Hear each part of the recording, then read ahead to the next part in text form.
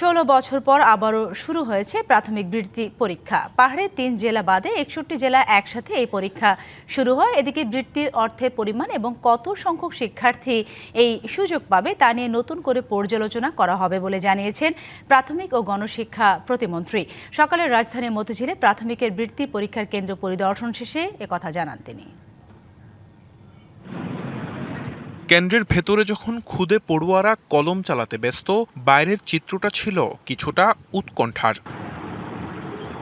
16 বছর পর সারা দেশে আবারও শুরু হয়েছে প্রাথমিকের বৃত্তি পরীক্ষা। 2009 সাল থেকে পিএসসি পরীক্ষার ফলাফলের মাধ্যমে বৃত্তি দেয়া হতো।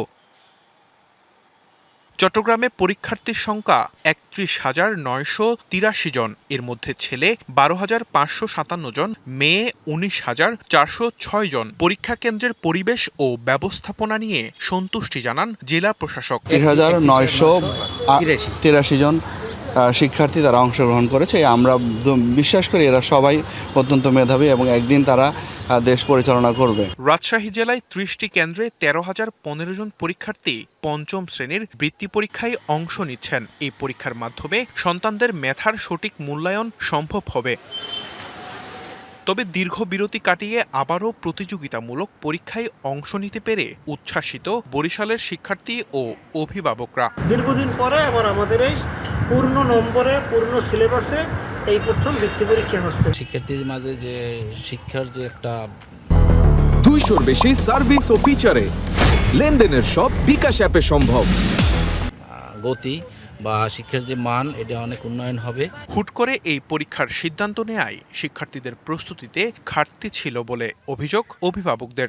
যদিও উপস্থিতির হার একটু কম, তারপরেও বাচ্চারা সুন্দর পরিবেশে অনেক সুন্দর করে পরীক্ষা দিতে এসছে।